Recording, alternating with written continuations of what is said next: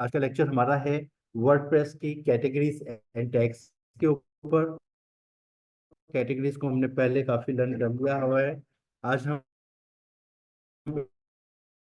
एक तो उसका रिकैप करेंगे, कैटेगरीज क्यों बनाई जाती हैं, कैटेगरीज और टैग्स में क्या डिफरेंस है, हमें कैटेगरीज कब यूज करनी है, टैग्स कब यूज करने हैं, कैटेगरीज के क्या फायदे हैं, टैग्स के क्या फायदे हैं, दोनों एसईओ में उनकी क्या इंपॉर्टेंस है, क्या टैग्स लगाना इस मौजूदा वक्त में अपडेट्स आते रहते हैं ना गूगल के, तो क्या उसके बाद ये टैग्स अभी भी काम करते हैं या नहीं करते। सबसे पहली चीज है कैटेगरी। हम अपनी वेबसाइट कोई भी बनाते हैं, बल्कि वेबसाइट से भी पहले हम एक रियल लाइफ एग्जांपल पे चले जाते हैं।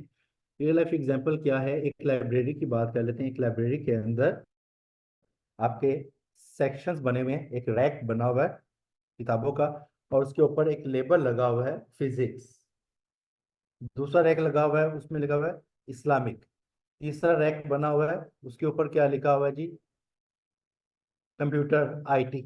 इस टाइप की बुक्स के मुख्तलिफ रैक्स हैं, और उसके अंदर हंड्रेड्स ऑफ बुक्स पड़ी हैं। उसके ऊपर एक टैग लगा हुआ है, और वो टैग क्या है, कैटेगरी। पूरी चीज, एक इमारत, वो बिल्डिंग, वो रूम, वो हॉल, वो क्या है, आपकी साइट।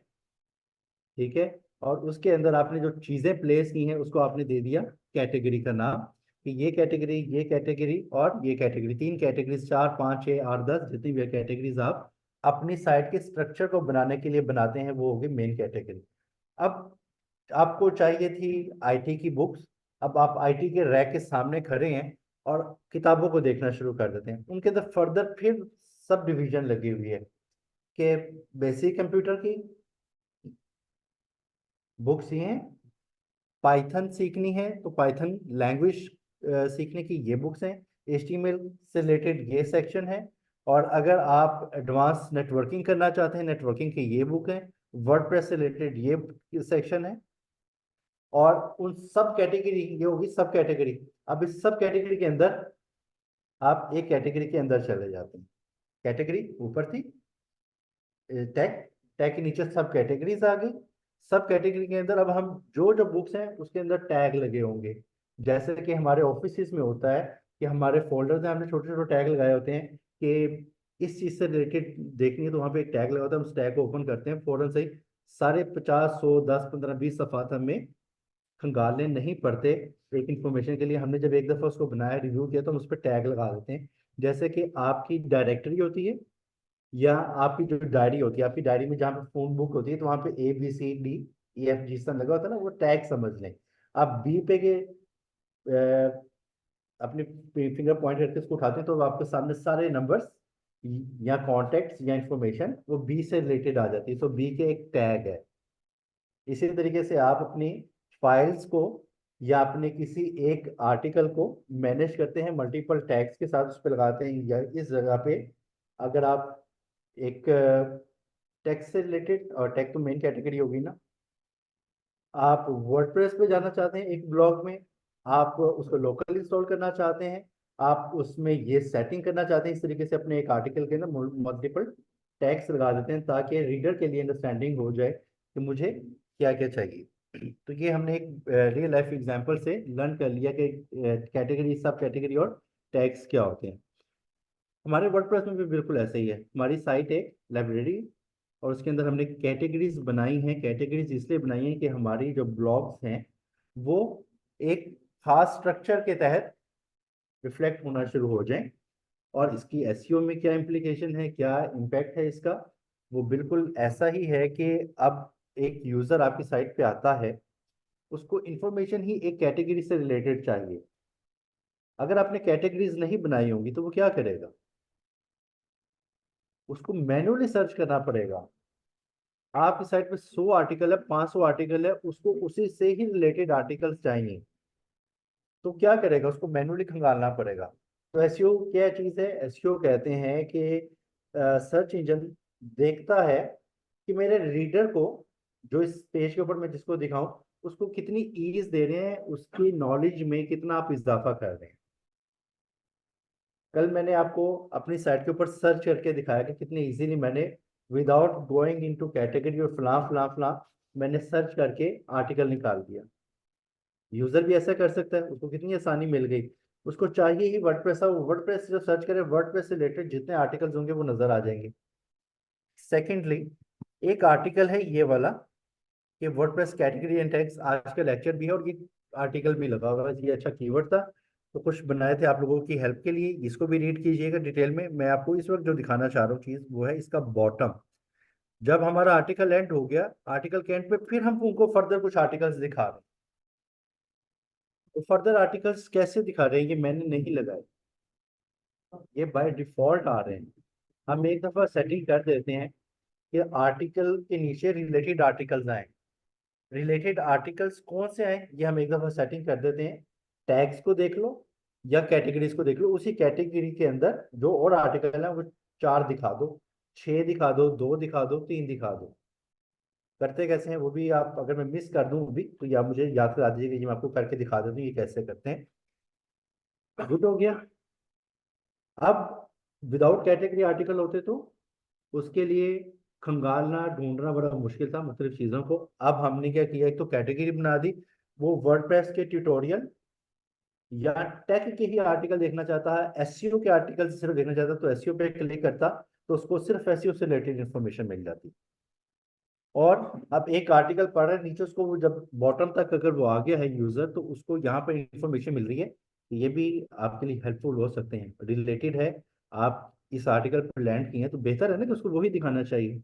इसकी एग्जांपल ऐसे नोट कीजिए कि आप एक कंपनी रन कर रहे हैं, प्रोडक्ट है, कुछ सर्विस है, कुछ भी आप सेल कर रहे हैं। आप कहते हैं लाहौर के एक मशहूर जगह के ऊपर, महंगी जगह पे एक बड़ा सारा बिल बोर्ड मेरे ब्रांड का लगना चाहिए। आप उसके बाय करते हैं ना उसको, स्पेस को एक टाइम के लिए, जी मुझे 15 दिन के लिए चाहिए या 1 महीने के लिए चाहिए। वो आप बाय करते हैं, फ्लेक्स प्रिंट करवाते हैं, उसके ऊपर अपनी प्रमोशन लगा देते हैं। अब वो वहां पे लगा है, वहां से वो बंदा भी गुजर रहा है जिसको उस चीज का पता भी नहीं होगा कि ये सर्विस है क्या चीज। उसको रिक्शा ड्राइवर भी देख रहे हैं, उसको गधा गाड़ी चलाने वाला बंदा भी देख रहे हैं जिसको पढ़ना भी नहीं आता। उसमें गाड़ी वाले हजरात भी जा रहे हैं, और गाड़ी वाले हजरात में से भी वो हजरात भी हो सकते हैं जिनको वाकई में पता ही ना हो ये क्या चीज है। तो एड लाखों लोगों ने देख लिया, लेकिन उसकी आपको रिटर्न कुछ खास नहीं मिला। तो क्या कोई ऐसा तरीका है कि हम कोई ऐड ऐसा बनाएं और इस तरीके से उसको प्रेजेंट करें कि वो उन्हीं लोगों को जाए जो इसमें इंटरेस्टेड हो सकते हैं, ताकि अगर 100 लोग देखें तो 100 में से 10, 15, 20 लोग हमसे रब्ता भी कर लें, बजाय कि लाखों लोग देखें। तो उसके लिए क्या किया जाता है, डिजिटल मार्केटिंग का सहारा लिया जाता है। डिजिटल मार्केटिंग में उस फीचर्स को, क्योंकि गूगल, फेसबुक या और भी जितने प्लेटफॉर्म्स हैं जो सर्च इंजन हैं, ये हमारी हैबिट्स को, हमारी लाइकनेस डिसलाइकनेस को नोट करते हैं।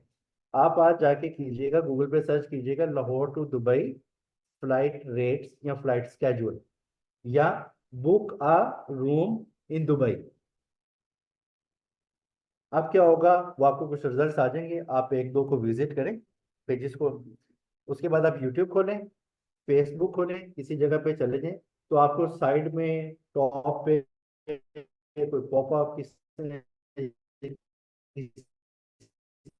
जगह पे ऐड क्या नजर आएगा, बुकिंग की नजर आएंगे। समझ गए आप। इसी तरीके से वो क्या करते हैं, इसे कहते हैं यूजर एक्सपीरियंस के मुताबिक, उसके इंटरेस्ट के मुताबिक उसको ऐड दिखाया जाए। उस वक्त हम सेलेक्ट करते हैं जब हम ऐड रन करते हैं। अब क्या होगा कि अगर एक ही वीडियो, हम दो बंदे साथ साथ बैठ के एक ही इंटरनेट के ऊपर, इंटरनेट भी सेम रख रहे हैं, लोकेशन भी सेम रख रहे हैं, लेकिन एक ही वीडियो को हम यूट्यूब पे खोलते हैं, तो उससे क्या होगा, स्टार्ट में ऐड आ जाता ना एक यूट्यूब की वीडियो ओपन करने से, मेरा ऐड और होगा, आपका ऐड और होगा। मेरा इस वक्त मुझे पता क्या ऐड है कि मेरे पास इस वक्त डोमेन होस्टिंग, वर्डप्रेस और इससे रिलेटेड ऐड नजर आएंगे मुझे, क्योंकि मैं सारे दिन काम यही कर रहा होता हूँ। आपने जो सर्च किया होगा, जो गूगल ने नोट किया होगा कि ये पैसे कमाना चाह रहा है, तो उसमें पैसे कमाने वाली वीडियोस आपको उस पर ऐड नजर आ जाएंगी। आपने अगर उसको ट्रैवल से रिलेटेड कुछ सर्चेस की होंगी, तो उसका मतलब है इस बंदे को यही चीज दिखाओ। आप शूज सर्च कर रहे हैं, कपड़े सर्च कर रहे हैं, उससे रिलेटेड आपको एड्स आना शुरू हो जाएंगे। तो इसका मतलब क्या हुआ कि इंटेंस जो है ना, आपकी probability of getting a customer बढ़ जाती है, क्योंकि आप दिखा ही ऐड उन लोगों के रहे हैं जो चीज में इंटरेस्टेड हो सकते हैं। इसी तरीके से जब हम एक ब्लॉग राइट करते हैं, तो उस ब्लॉग के एंड पे या साइड बार में हम उसको फर्दर आर्टिकल्स भी दिखा देते हैं कि आप इसको भी रीड कर लें, ये आपके लिए हेल्पफुल हो सकते हैं। और सेकेंडली एक काम और करते हैं कि अपने आर्टिकल के अंदर भी अपने आर्टिकल्स का लिंक लगा देते हैं। जैसे कि ये एक आर्टिकल है, इसके अंदर मैंने अपने ही एक आर्टिकल का लिंक भी लगा दिया। इसको कहते हैं इंटरनल लिंकिंग। इंटरनल लिंकिंग देने से मेरे साइट पे मुमकिन तौर पर ये बंदा इस पे क्लिक करना चाहे कि अच्छा ये भी देखो ये कैसे हो सकता है, क्लिक करेगा तो मेरी ही साइट के दूसरे किसी ब्लॉग के ऊपर या पेज के ऊपर चला जाएगा और वो इन्फॉर्मेशन जो मैं उसको दिखाना चाहता हूँ वो देख लेगा। मकसद क्या है कि वो हमारी साइट से जाए ना, ज्यादा से ज्यादा वक्त हमारी साइट पे गुजारे। हमारी साइट पे ज्यादा वक्त गुजारने से हमें क्या फायदा होगा? हमारी साइट पे उसकी रिटेंशन, उसका जो विजिट टाइम है वो बढ़ने से गूगल ये अंडरस्टैंड करती है कि वाकई में साइट वर्थ वाइल है, अच्छी है, यूजर को इन्फॉर्मेशन प्रोवाइड करिए। यूजर ने वो ये भी नोट करिए स्क्रॉल किया उसने, उसने किसी जगह पे क्लिक किया है, एक पेज से दूसरे पेज पे, दूसरे से तीसरे पेज पे गया है, ये भी गूगल को पता है। यूजर कोई भी आया आपकी साइट पे, वो हर चीज को ट्रैक कर रही है और वो आपको हमें बताती भी है कि यूजर्स आके किन किन पेजों पे जा रहा है। वो हमारे आगे लेक्चर है, वो भी जानेंगे कि वो कैसे नोट करते हैं, वो किस डिवाइस से लॉगिन करके हमारी वेबसाइट को एक्सेस कर रहा है। वो टैबलेट पे है, वो मोबाइल पे है, वो लैपटॉप पे है, सब चीज़ों का हमें पता चल रहा होता है। तो इसलिए हमें अपनी कैटेगरीज को बनाने से एक फायदा हो गया कि जो यूजर हमारी साइट पे आता है वो एक कैटेगरी के में अगर इंटरेस्टेड है तो उस कैटेगरी में जाके उससे रिलेटेड आर्टिकल्स को फाइंड आउट कर लेगा। जैसे कि कल हमने बना के देखा, हम एक कैटेगरी पे क्लिक करते हैं टैग पे, तो टैग से रिलेटेड कोई भी आर्टिकल है वो नजर आ जाएगा। मजीद स्पेसिफाई करना, सब कैटेगरी पे क्लिक करते हैं, अब टैग के आर्टिकल साइड पे हो जाएंगे, अब सिर्फ उस कैटेगरी के आर्टिकल आएंगे। थे तो टैग में, बट अब स्पेसिफिकली और निश डाउन हो गया। उस सब कैटेगरी के अंदर भी आप एक कैटेगरी बना सकते हैं और उस कैटेगरी के अंदर या सब कैटेगरी के अंदर आपने अगर टैग्स का यूज किया हुआ है तो वो बंदा उन टैग्स पे क्लिक करके उस टैग पे क्लिक करेगा तो क्या होएगा, जिस जिस आर्टिकल के ऊपर वो टैग लगा हुआ है वो आर्टिकल उसके सामने आ जाएंगे। वो चाहे हेल्थ के हों, वो टैग के हों, मिक्स हो। जैसे कल मैं आपको एक एग्जांपल दे रहा था कि बिजनेस की हम बात करें कि एक आपने बिजनेस बनाना है तो आपको कौन सी ये इस कैटेगरी का बिजनेस हो तो आपको कैसी वेबसाइट बनानी चाहिए। तो हमने कहा इसके अंदर दो कैटेगरीज का सिलेक्शन हो रहा है, एक बिजनेस भी बन रहा है और एक टेक भी बन रहा है, तो हम कैटेगरी कौन सी सिलेक्ट करेंगे? दोनों ही कर लेंगे। सेकेंडली हमने इस आर्टिकल के अंदर टैग यूज किया वर्डप्रेस, कि भाई वर्डप्रेस की वेबसाइट हम बताने वाले हैं। इसके अंदर हमने टैग किया बिजनेस, ठीक है। फिर हमने इसके अंदर एक टैग और लगा दिया कि हम इसमें क्या बनाने वाले थे, प्लगइन्स, वर्डप्रेस प्लगइन्स, कि इसमें प्लगइन्स भी आपको इंस्टॉल करने चाहिए। लोगो वो भी लगा दिया हमने। ये टैग हम यूज कर रहे हैं, अभी कैसे करते हैं वो भी हम देखते हैं। अब यूजर को सारे ही टैग्स नजर आ रहे हैं अगर हम दिखाना चाहें तो। अब यूजर किसी एक टैग पे क्लिक करता है तो वो टैग आपने टैग पे लगाया, वो टैग हेल्थ पे लगाया, वही टैग आपने एंटरटेनमेंट पे लगाया, तो कुछ सारे आर्टिकल्स अब टैग बेस पे नजर आना शुरू हो गए। जहां जहां पे वर्डप्रेस का टैग का प्लगइन का टैग लगा होगा वो आर्टिकल उसको नजर आ रहा है। वो किसी भी कैटेगरी के हो तो इस तरीके से भी आप उसको समराइज कर सकते हैं। अब ये जो बॉटम है, बॉटम पे हमने उसको क्या दिखा दिए, चार आर्टिकल उसी कैटेगरी के उसको कमांड दी, वो आर्टिकल दिखा दें जो इसी कैटेगरी से रिलेटेड हो या इस टैग से रिलेटेड हो। अब स्पेसिफिकली इस साइट के ऊपर मैंने टैग्स का इस्तेमाल नहीं किया, उसको मैंने कैटेगरी दी कि अभी आप इसी कैटेगरी के अंदर रहते हुए मजीद चार आर्टिकल उनको दिखा दें। चार आर्टिकल इस तरीके से जो मैंने उसको डिजाइन दिया उस मुताबिक उसमें वहां पर उसको शो कर दिया। थोड़ी फीचर है ये आप कर सकते हैं। कैटेगरीज कैसे बनाते हैं, रिकैप करने की जरूरत है कि बस हो गया? यार ये क्या है,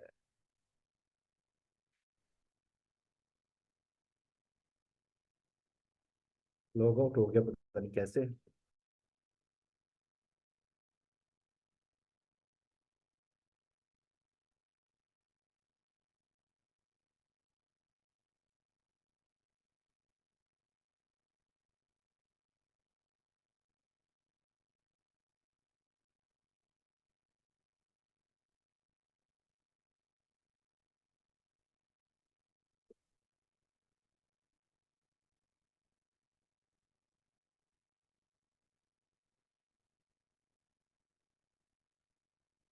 हो गया। कैटेगरीज पे दोबारा वक्त लगाने की जरूरत तो नहीं है, रिकैप करने की जरूरत है तो बता दें, नहीं तो स्किप कर देते हैं। कल हमने कैटेगरीज और कल से पहले भी हमने बनाई थी पोस्ट कैटेगरीज, और कैटेगरीज में आके कल हमने ये कैटेगरीज बना के देखा था। और एक छोटा सा काम आप एडिशनली ये किया कीजिए कि कैटेगरी जब भी कोई बनाए, जैसे टैग की बनाई है और उसका सिलेक्ट सेम रख दिया, पेरेंट कैटेगरी है तो उसका वहां पे सिलेक्शन कर देंगे, अदरवाइज इसको नन रहने दें। चैट जीपीटी से कहें कि मेरी ये कैटेगरी है टैग एसईओ ट्यूटोरियल फला फला, तो इसकी एक शॉर्ट सी डिस्क्रिप्शन जो है ना वो क्रिएट कर दे। तो जो क्रिएट करेगा वो यहाँ पर आप पेस्ट कर दें। और इसका करने का मकसद ये है कि जब किसी कैटेगरी पे क्लिक करे तो उसको एक इन्फॉर्मेशन मिल जाए, अच्छा इस कैटेगरी के अंदर मुझे क्या क्या मिलने वाला है। ट्यूटोरियल है तो ट्यूटोरियल मुझे किस किस चीज़ के मिलने वाले हैं। तो आप चैट जीपीटी को कमांड दें, प्रॉम्प्ट दें, उसके बाद जो चीज़ वो जनरेट करके देगा, शॉर्ट डिस्क्रिप्शन का वर्ड यूज़ करें सिर्फ, कोई टेक्निकल नहीं है। तो शॉर्ट डिस्क्रिप्शन का मतलब है वो इतना पूरा पैराग्राफ ना बना दे, एक शॉर्ट सी डिस्क्रिप्शन ऐड करवाएं और इसके अंदर पेस्ट करके इसको सेव कर दें। ठीक हो गया। कैटेगरीज कैसे बनाते हैं ये हमने कल लर्न कर लिया था। आज हम स्टार्ट करते हैं टैग्स के ऊपर। जैसे हमने कैटेगरीज बनाई थी, सेम प्रोसीजर टैग्स का भी है। अभी हमारे 9 टैग्स अवेलेबल हैं। टैग क्या है? इस टैग को क्रिएट करने का एक और फॉर्मूला भी है, तरीका है, वो भी हम इंशाल्लाह आगे लर्न करते हैं। आर्टिकल हमारे किस चीज़ से रिलेटेड है, हमें पता होना चाहिए कि हम क्या राइट कर रहे हैं। हम वर्डप्रेस के आर्टिकल राइट कर रहे हैं, इसका स्लग भी लगा दें। डिस्क्रिप्शन अगर डालनी है तो डाल दे, तो चैट जीपीटी से क्रिएट करके कि मेरा एक टैग वर्डप्रेस का, ये आपको नजर आ गया, क्रिएट हो गया। मैं एसईओ का एक टैग बनाता हूँ, स्लग दिया, ऐड न्यू कैटेगरी टैग कर दिया। मेरा वर्डप्रेस प्लगइन से रिलेटेड भी प्लगइन होना चाहिए, क्या होना चाहिए, टैग होना चाहिए, ताकि मैं उसको यूज कर सकूं। ये तो जब आप काम करेंगे आपको पता चल जाएगा कि आपने किस किस के बनाने हैं, ये इसको कॉपी नहीं करनी, क्योंकि मेरे ज्यादातर काम इसी पे, इसलिए मैं इसी के सिर्फ बना रहा हूं। टैग्स, टैग कोई भी लगा सकते हैं। बिजनेस एक टैग है, ठीक है, अभी फिलहाल मैं इसको ऐसे ही क्रिएट कर रहा हूँ। और हेल्थ के कुछ जैसे कि बिजनेस की फर्दर बात की जाए तो बिजनेस में मेरे आर्टिकल्स में से कि कोई टैग निकलता हो, क्या कहते हैं इसको, एफबीआर। बिल्कुल एफबीआर किया जा सकता है, एफबीआर एक टैग हो सकता है। और इसको कहते हैं सेल्स टैक्स। जो भी आपके आर्टिकल में चीजें आप मेंशन करें उसके एक टैग्स बना लें। कैसे पता चलता है कि मेरा हमारे टैग हमें बनाने क्या है? ये आर्टिकल है कोई भी जो आपने बना लिया चैट जीपीटी से या खुद राइट किया, लिखने के बाद आपको पता तो होगा ना कि मैंने इसके अंदर क्या क्या इन्फॉर्मेशन डाली है। उन पूरी इन्फॉर्मेशन की एक समरी अगर 1 से 2 वर्ड में अगर आप बयान कर दें तो वो टैग है। ठीक है। और अगर मसला है तो आर्टिकल जब आप राइट करें चैट जीपीटी से, तो उसे कि मुझे इसके 4 5 6 8 10 टैग भी जनरेट कर दे, वो टैग उठाएं, लगा दें। इसमें मेरी जिंदगी कितनी आसान हो गई है। इतने जो है ना लंबे चौड़े मसले मसाइल समटाइम्स आ जाते हैं, और वहां पर फिर जब चैट जीपीटी हेल्प करता है ना हमारी, तो ऐसा दिल करता है कि बस इसको गले से लगा दें। यकीन करें कि बड़े मसले हल किए हैं इसमें चैट जीपीटी ने हमारे तो। ठीक हो गया जी, हमने टैग्स क्रिएट कर लिए। अब इन टैग को तो क्रिएट किया लाइक कैटेगरीज, अब इनका इस्तेमाल कहाँ पे करना है, कैसे करना है? तो हम पोस्ट ही क्रिएट करते हैं, एक ऐड न्यू पोस्ट के पेज पे चले जाते हैं। यहाँ पर जाके हम एक पोस्ट, बल्कि पोस्ट नहीं क्रिएट करने के बजाय हमने कल एक डमी पोस्ट बनाई थी उसका यूज कर लेते हैं, ताकि वो डाटा भी तो नजर आ जाए ना आपको। ये कल हमने बनाई थी ना एक पोस्ट डमी सी। इस पोस्ट में ये राइट पे जो साइड बार है, इस साइड बार में हमने ऑथर का सिलेक्शन करना होता है। अगर आपके पास साइड पे मल्टीपल ऑथर्स हैं, यहाँ से करेंगे। नीचे आके आपने कैटेगरी का सिलेक्शन करना है कि कैटेगरी कौन सी थी, हमने वर्डप्रेस सेलेक्ट कर लिया। इसका मैं ब्लॉक खत्म कर देता हूँ, फिलहाल कोई जरूरत नहीं थी। इसके बाद नीचे टैग्स की ऑप्शन है, टैग को करेंगे एक्सपेंड। यहाँ पर हमने टैग ऐड करने हैं। ठीक है, अब टैग हमारे बने कौन से में, वर्डप्रेस का है, वो आ गया था नीचे खुद ही, ये बने हुए हैं। इसलिए जैसे ही मैंने वर्ड लिखा तो वो आ गया वर्डप्रेस, ये वर्डप्रेस प्लगइन, मैंने ये भी सिलेक्ट कर लिया और वर्ड दोबारा से टाइप किया, वर्डप्रेस प्लगइन भी सिलेक्ट कर लिया, उसमें दोनों चीजें आ रही थी। आर्टिकल चूंकि राइट कर लिया मैंने, टैग से एक दफा बना लिए थे, इसमें नया टैग बनता है, वो बनता है वेबसाइट मोनेटाइजेशन। ये टैग मैंने नहीं बनाया था, मैं वेबसाइट मोनेटाइजेशन लिख के कॉमा प्रेस करूंगा तो वो टैग बन जाएगा। ठीक हो गया, ये भी एक टैग बन गया। और इसको देखिए, अफिलिएट मार्केटिंग का जिक्र हो रहा है, ये देखिएगा समझ आ गई ना टैग कैसे बनते हैं। अफिलिएट मार्केटिंग भी इसमें होना चाहिए, अफिलिएट मार्केटिंग कॉमा। ये बिल्कुल वैसा ही है जैसे अगर आपने यूट्यूब की को चैनल रन किया हो, कि जब यूट्यूब की वीडियो हम अपलोड करते हैं तो हमें उसका टाइटल देना पड़ता है, उसकी डिस्क्रिप्शन देनी पड़ती है, उसके बाद में कुछ मालूमात देनी पड़ती है, और एक वो ऑप्शन देता है टैग्स लगाने की। टैग्स क्यों लगाए जाते हैं, नहीं भी लगाएंगे तो भी वीडियो चल पड़ती है। टैग्स लगाने से क्या होता है कि दो फायदे होते हैं, एक तो यूट्यूब को भी अंडरस्टैंड करने में आसानी होती है, उसको समझ आती है कि इससे रिलेटेड है। सेकेंडली, उस जो टैग आपने लगाया उससे रिलेटेड अगर सर्च की जाए यूट्यूब के ऊपर, और ये जो टैग हमने लगाए हैं इससे रिलेटेड हमारी गूगल पे अगर सर्च की जाए तो हमारा आर्टिकल तब भी नजर आ जाएगा पेज वन पे, अगर वो पूरे तरीके से अच्छे से लिखा गया है, ऑप्टिमाइज्ड है एसईओ के लिए, वेबसाइट की परफॉर्मेंस अच्छी है, तो वो रैंक हो जाएगा।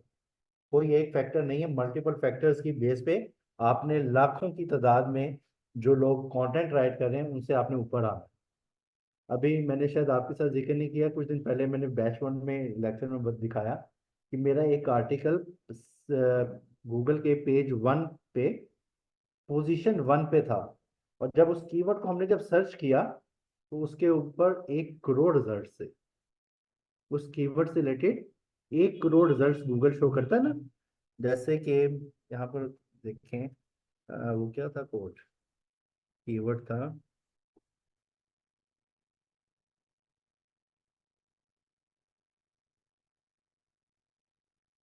कीवर्ड ही भूल गया मैं तो, क्या कीवर्ड था। अ, अ, अ, अ,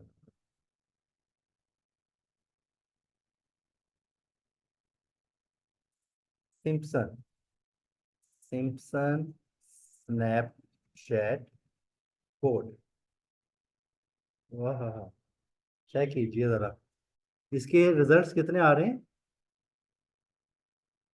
ये पढ़ें जरा, ये आपको पता चलता है ना यहाँ से कितने रिजल्ट्स हैं इस कीवर्ड के ऊपर, ये कितने बनते हैं।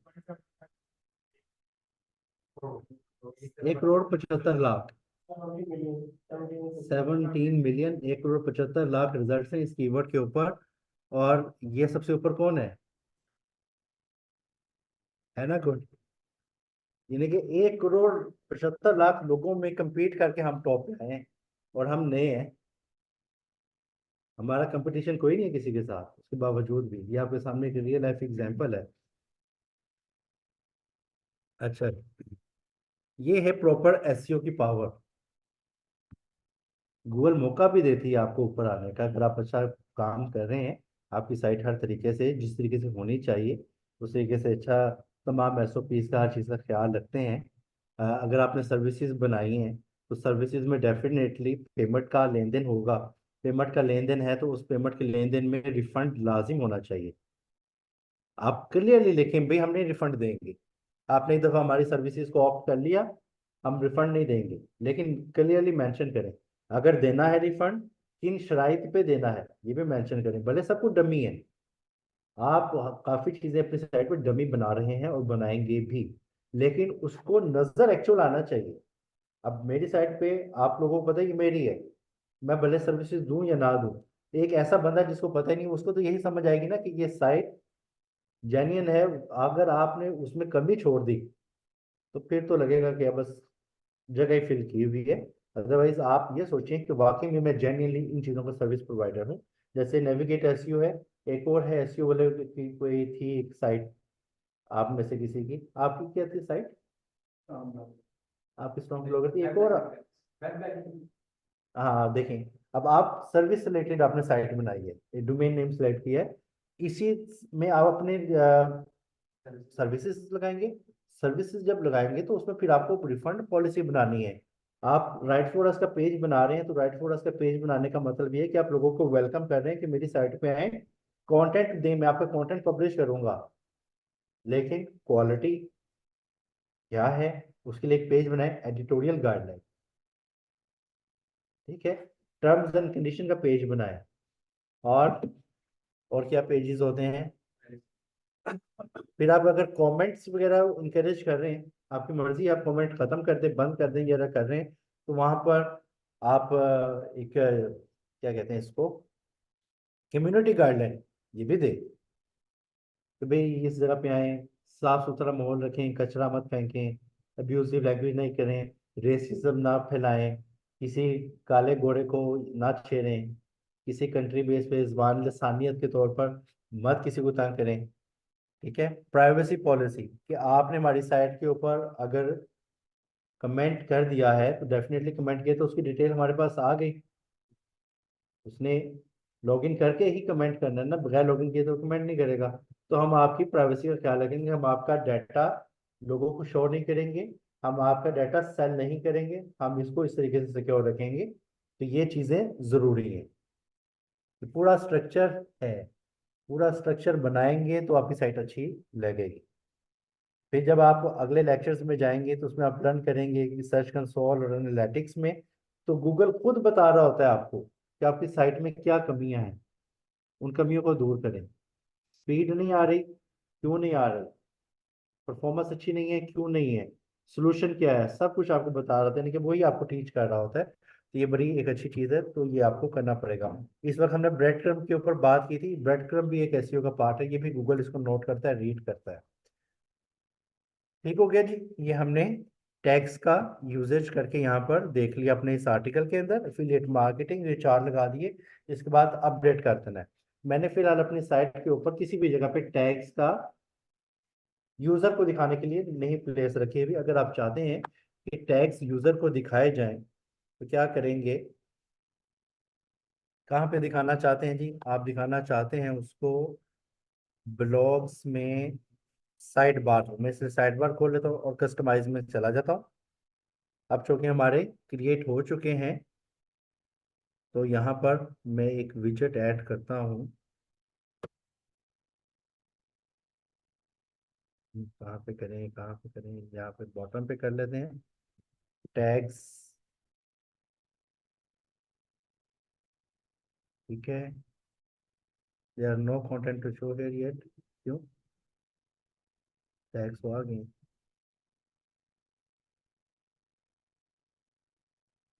चलिए पब्लिश करके देखते हैं।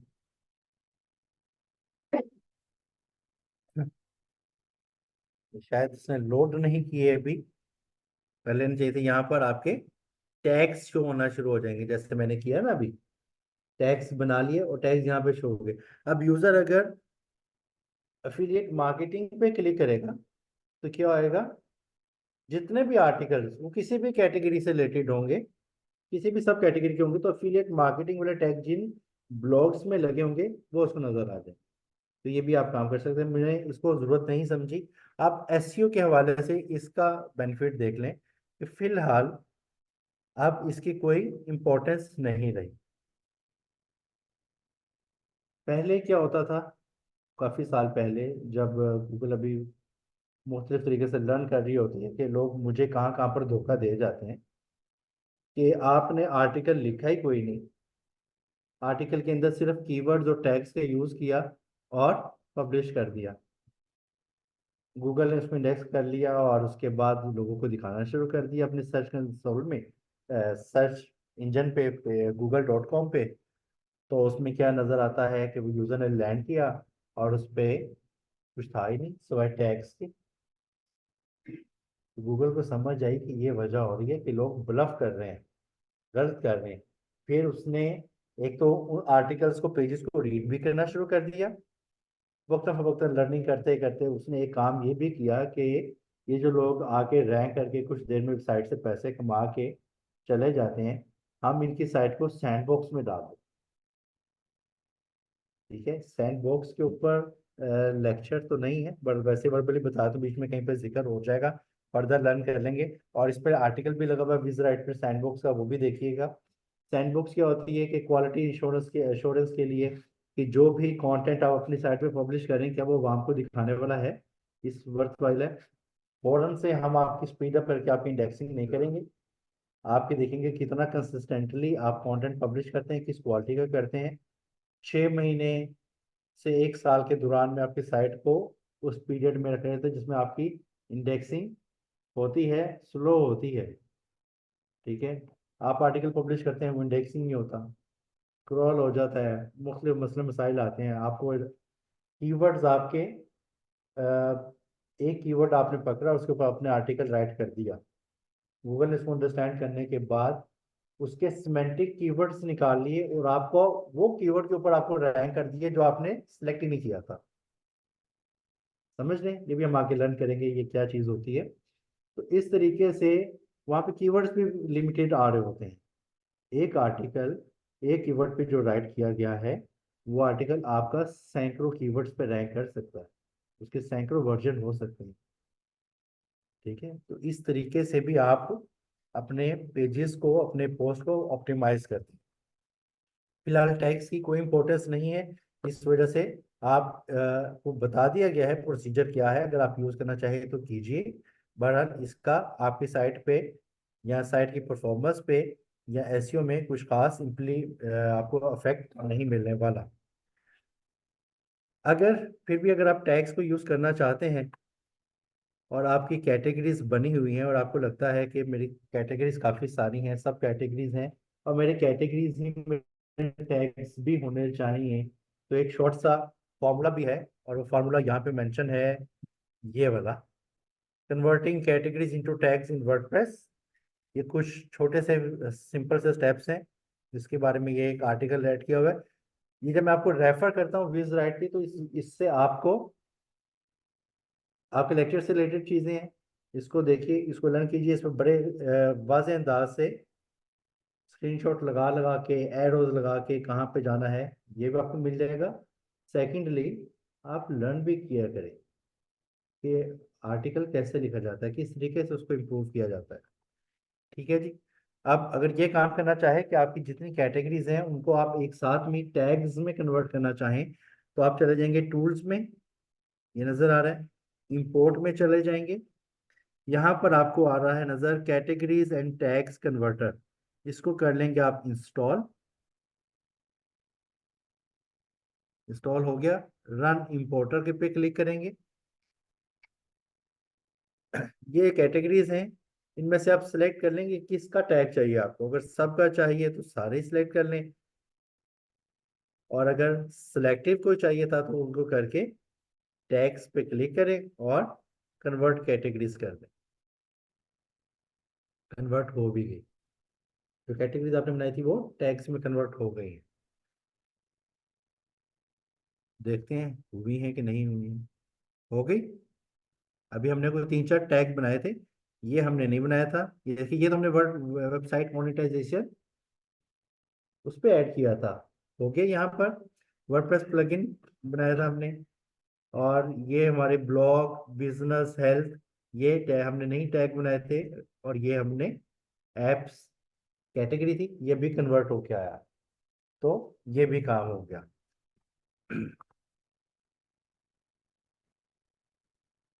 आपने भी याद नहीं करवाना, मुझे फौरन से याद आ गया है, और वो ये था कि आर्टिकल पे नीचे रिलेटेड पोस्ट कैसे लगाते हैं। मैं एक आर्टिकल भी खोल लेता हूँ, यहाँ पर नहीं आ रही, नजर नहीं आ रही ना कि नीचे रिलेटेड पोस्ट, बल्कि पोस्ट नजर आएगी कैसे, है ही एक। अच्छा, वैसे करना कैसे है, ब्लॉग में चले जाएंगे, कस्टमाइज में गए, ब्लॉग में गए, सिंगल पोस्ट, हम सिंगल पोस्ट की बात कर रहे हैं कि ब्लॉग पेज की बात कर रहे हैं। ब्लॉग पेज पे क्या होता है, कि जैसे ब्लॉग पे क्लिक करें तो सारी ब्लॉग्स हमें आर्टिकल्स नजर आ जाएं। अगर आपने उसकी सेटिंग करनी है तो ब्लॉग आर्काइव में चले जाएंगे। अगर इस वक्त हम चाह रहे हैं कि एक सिंगल पोस्ट पे क्या सेटिंग होनी चाहिए, इस वक्त हम करना ये चाह रहे हैं कि इसके बॉटम पे हमें रिलेटेड आर्टिकल्स नजर आ जाए जो इसी कैटेगरी से रिलेटेड है। तो इस वक्त जो कि है नहीं, तो नजर क्या आएगा, हम इसे कहते हैं ये रिलेटेड पोस्ट नजर आ रहा है आपको। इसको सिर्फ ऑन करना है। इसको ऑन किया, ये आ भी गई। ये देखो, दो पोस्ट उसने खुद से लगा दी।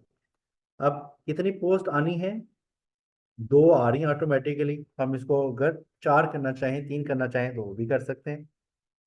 ठीक है। नीचे आपको नजर आ रहा है कि ये तीन की नजर आ रही है आपको, दो ऊपर और एक नीचे, ऐसे ही है। हम ये चाहते हैं नहीं, तीन साइड बाय साइड नजर आए। तो इस पे सिलेक्ट कर देंगे और देखिए तीन करेंगे इसको। नहीं कर रहा, लिमिटेशन रहेगी इसकी। ग्रिड कॉलम लेआउट चार करें, गुड हो गया। अब कर रहा है ये, ठीक हो गया। साथ साथ भी आप इसको पोस्ट दिखा सकते हैं। तीन पोस्ट उसने लगा दी, चौथी हेलो वर्ल्ड की पोस्ट थी तो उसने वो भी दिखा दी। अब यहाँ पर आप बता सकते हैं कि भी दिखाने कौन से हैं। अभी तो चलो दिखाने के लिए उसने हमें कोई भी पोस्ट लगा दी। यहाँ पर आप बता सकते हैं पोस्ट क्यूरी में। पोस्ट क्यूरी का मतलब है कि किस बेस पे मैंने उसको दिखाना है। यहाँ पे आप पेंसिल पे क्लिक करेंगे, यहाँ पे आपने बताना है कैटेगरी से करना है या टैग से करना है। तो चूंकि अगर आप टैग यूज कर रहे हैं तो टैग भी कर सकते हैं।